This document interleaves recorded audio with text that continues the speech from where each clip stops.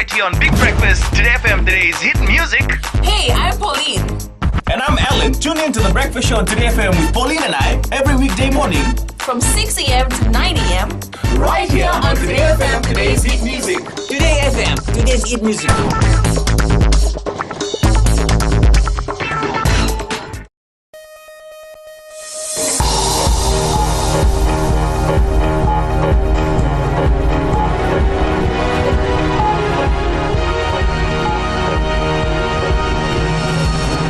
In this bulletin, Prime Minister thanks the people of Vanuatu for their support in the elections. Fiji National Provident Fund to limit services as IT upgrade begins from Tuesday. And the Immigration Department information system unreliable, says Auditor General's report.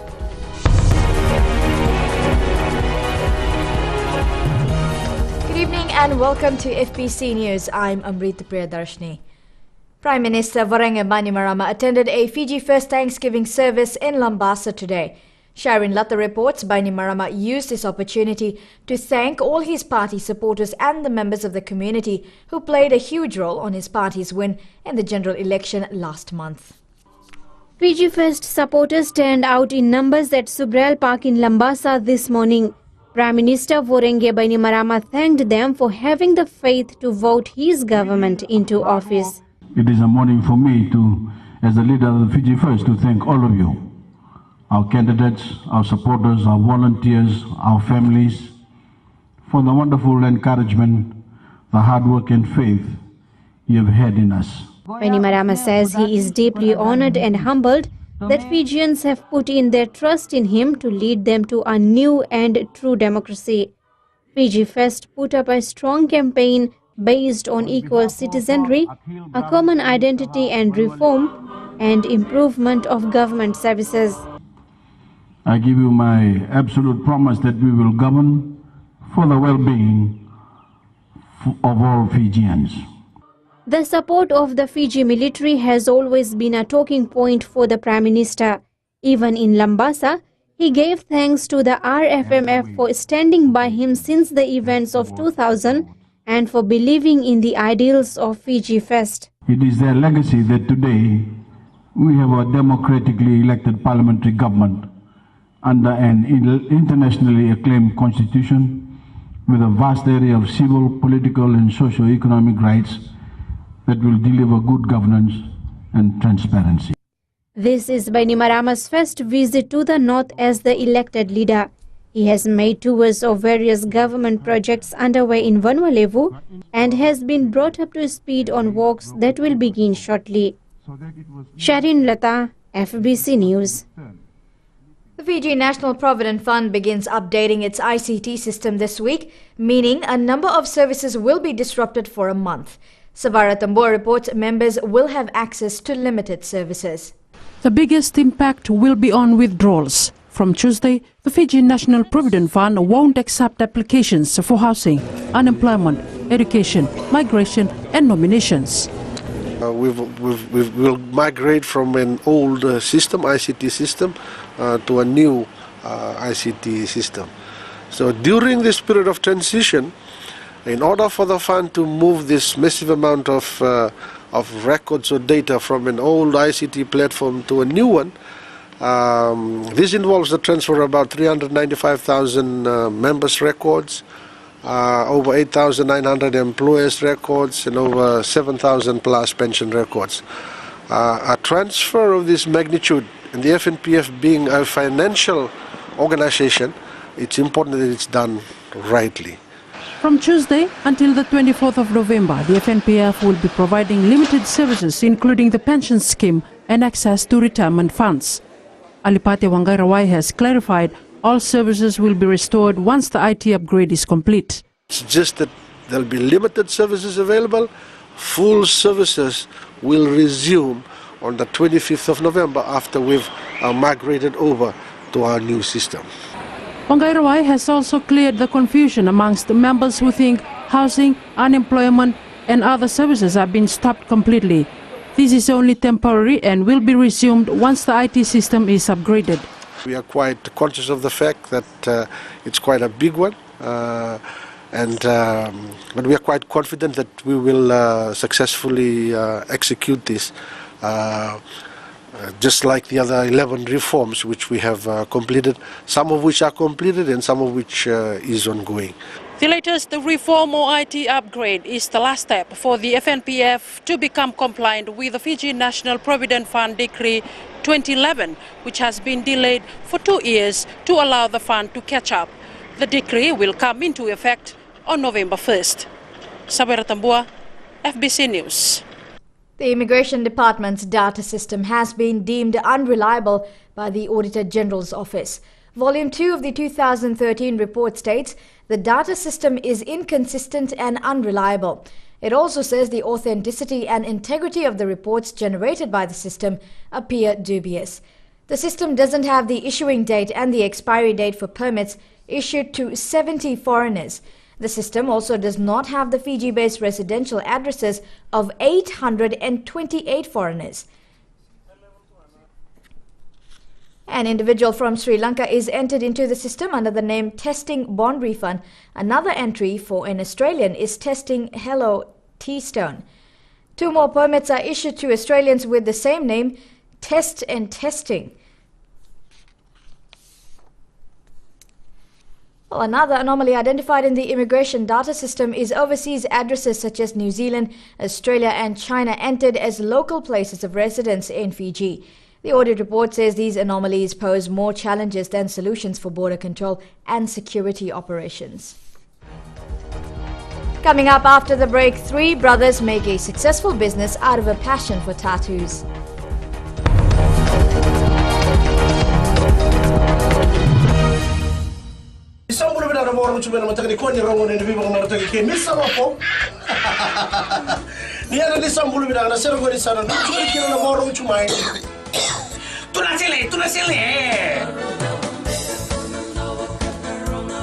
Nisambula, oyo Mr. Ben. Kelapa. Nama kikira na vima taka mondi chikira vorumbu kama na ono kena liwa ena bura FM.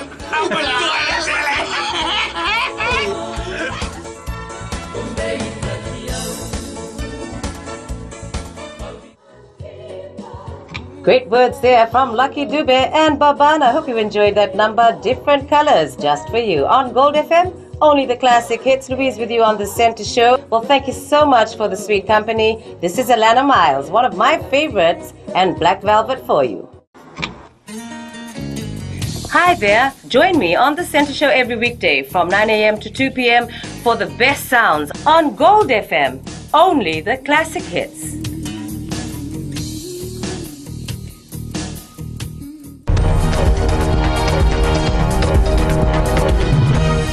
Welcome back. You're with FBC News.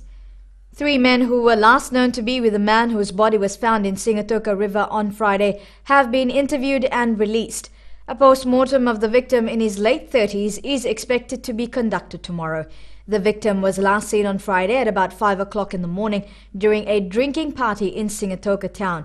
He was found about 2 hours later, half submerged under the tramline bridge with visible injuries. The investigation continues. Now, 2 men remain in custody following an aggravated robbery that left a woman admitted at the Lambasa hospital on Friday morning. The 2, aged 22, are still being interrogated and they are yet to be charged. The victim remains admitted in hospital but is in stable condition.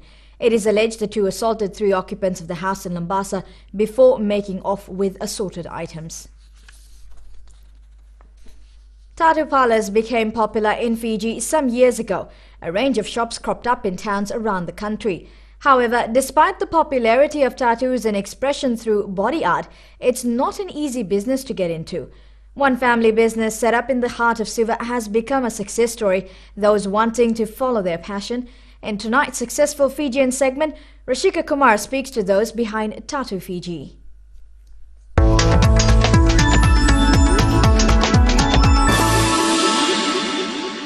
Tattoo Fiji was set up at MHCC in Suva last year and has since become extremely popular for people who want to get a tattoo. This is what I love doing, so nothing better than inking someone every day, and I love my job.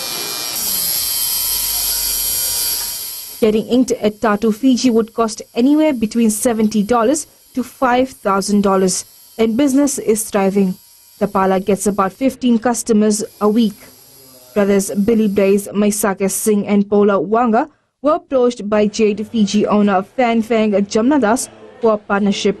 This was their opportunity to turn a hobby into a professional business.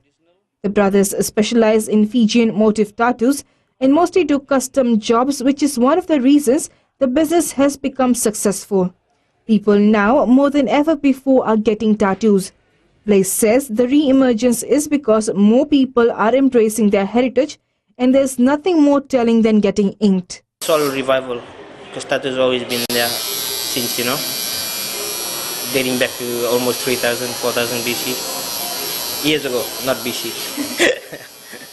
Yeah, so why is it emerging now again? Emerging now. You look at the fashion industry, a lot of them, they got tattoos, and maybe a lot of people think that's a way of expressing themselves through art. It's an in thing right now, and people are changing their views on how they see tattoos now. Like before, like only guys who wear tattoos are criminals, but now it's really changing so fast that everyone's getting it. So it's getting better and better. Everyone's getting tattooed. Around this time of the year, the tattoo business hits rush hour. The holiday season brings tourists, many of whom are keen to take a souvenir back they can proudly show off back home. It's like when we get busy, there are clients from all over, all parts of the world. They come to Fiji and they get us on page and they come over and visit us. According to Wanga, Tattoo Fiji sets the standard because of its professionalism and attention to detail. It's the cleanliness of the place. Most tattoo places you go to, people come to us and they say, what's the background of that tattoo shop? But for us, it's only about cleanliness. So professionally it looks, the more clients you get. Maisake Singh is the youngest of the three brothers. He picked up a tattoo machine 13 years ago and fine-tuned his skills by practicing on his brother. I love art. I love to draw. That was in the beginning. Now I'm into tattooing and I really love it. And it's easy money. This tattoo enthusiast has been on the chair before, and it definitely won't be her last. Tattoo for me is a way to express myself, and every tattoo that I've got is meaningful to me. There's been no problem with the business. The only challenge for these brothers is the complexity of each design, a challenge they revel in. Tattoo Fiji in the near future hope to host a tattoo convention that would showcase Fijian talent and also expose the Fijian tattoo culture to the world. The art of tattooing in the Pacific began over 2,000 years ago and is a vital link to Pacific culture. Now a contemporary art form, many people are becoming enthusiasts that only means more business for Tattoo Fiji and others. Rashika Kumar, FBC News. A lot of smartphone users woke up to find their time was an hour ahead this morning. Vodafone Fiji says some customers may find that the time on their phone may have moved forward by 1 hour because manufacturers of the phones may not have released software patches to synchronize phones for the new daylight saving time to begin from 2nd November. The company says customers should switch off the auto time sync option in the settings. And still to come in sports, visiting Queensland Rugby League team defeats Fiji residents. And Lautoka-based team secures Mount St. Mary's 7th title.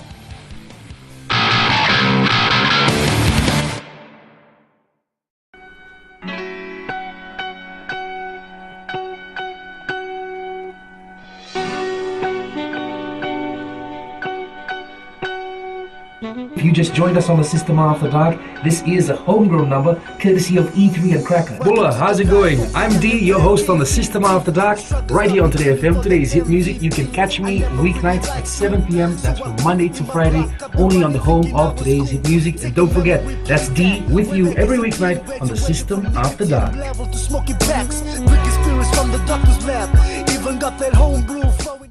Ni sa bulu bina kana turna kini marama ni bulu bina kana dor bo kini mone lewa. Ni sa bulu bina kana mone en do talem no no ni wawe katalau en mataka en nei. En vindelana mai nei tasiri. No bulu maleka bo ni melote nei sorta boa. En lomo ni vonua mai sanganga. Eu bulu ko Samuel. Na no tanga ni wawe katalau en radio Fijuan nandomo vitina vlog gani venu. Mai no kini diwa en bi mataka moni tikina pagromuka. Ni kai namaka.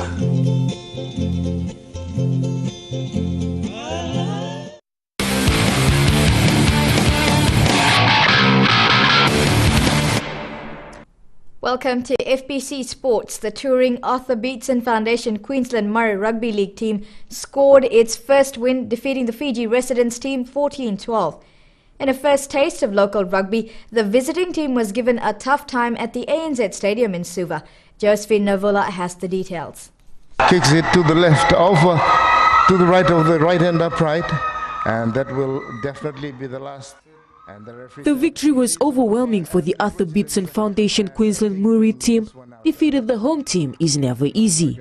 Coach Michael White says both teams played to their best. Oh, both defence, kick and chase. You know, we did a little bit better than the Fijian resident side and put a little bit more pressure on them in that way. But like I was saying, it wasn't very much in it. Fiji residents came back strong in the second half, but it wasn't enough to put them in the lead. Wonderful try. Proud nation as you are, we expected to come out and to pick it up, and they certainly did that. To score that first try and put themselves back in the game. Queensland Murray started on a high note and led 10 points to 4 at halftime, a strong foothold they never relinquished throughout the match. The Queensland-based side lost to Fiji's champion club Makoi Bulldogs earlier this week. Josephine Novola, FBC Sports. First Landing St. Anne won the Mount St. Mary's Sevens, defeating Toka Toka Westfield Bombers 12-0 in the Cup final. The one-day tournament was held at Prince Charles Park in Nadi yesterday.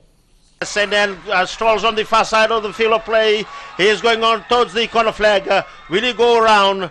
He waits and actually puts the ball down. First Landing was rock solid in defense, preventing the Dragons from crossing the try line in what's been billed as an exciting final. Both teams threw everything they had into the game. The fact that the first half ended without any points is testament to this. First Landing team manager Timothy Nasilisila says the team is made up mostly of unemployed youths that make the win all more special. The Mount St. Mary's Sevens was the build-up to the, especially for our new boys. This is just the second year of the build-up of bringing up unemployed youths in the Low Toka and Nandi corridor, especially in the villages of the school dropouts, secondary school dropouts, which have talent. It's another milestone for us. The side defeated its counterpart First Landing St. Anne to 31 points to 12 in the semi-final. Toka Toka Westfield Bombers defeated Murray's 22 points to 5 in the second semi-final. Nasilisila adds the win had set the platform for the team's campaign at the Grade 8 tournament in Nadrongan next month. Josephine Novola, FBC Sports. Local clubs Yamadhya, Red Rock and Daveta have all qualified for the Cup semi-finals of the Central Coast Sevens competition. Yamadhya will take on Wellington in the first Cup semi-final, while Daveta will take on local rivals Red Rock in the other second semi-final. Yamadhya defeated College Rifles 21-5, Daveta beat Tiger Rugby 19-14 and Red Rock beat Rangatawa 26-14 in their quarter-final matches. The tournament will end tonight. Meanwhile, England survived a major scare to get their Four Nations Series campaign off to a successful start with a 32-26 triumph over Samoa in a thrilling clash in Brisbane.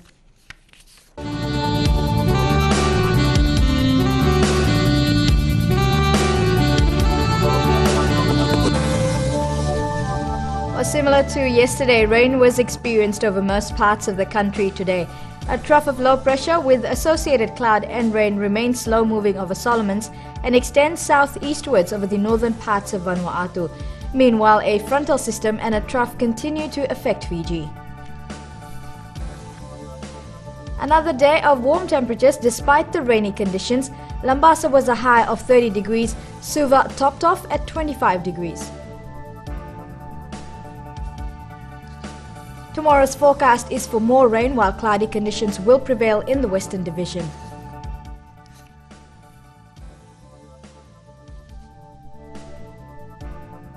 And the outlook for Tuesday: rain over the northern parts of Fiji, showers elsewhere. Southeast winds 15 knots, moderate seas, moderate southeast swells.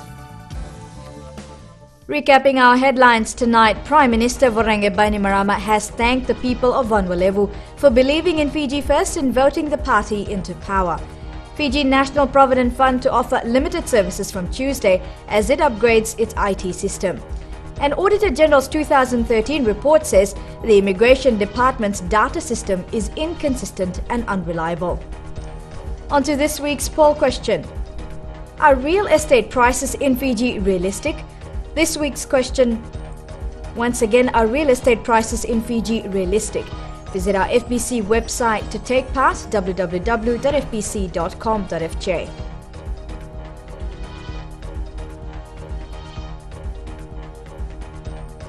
Remember, you can send us newsworthy pictures and videos on email, citizenseyes@fbc.com.fj. Share it with us via our Facebook page, FBC News. If you're on Twitter, follow and tweet us your news tips at FBC News or simply hashtag FBC News. That's all from us. Jackie and the team will be back from tomorrow. I'll see you next weekend. Until then, stay safe and have a productive week. Good night.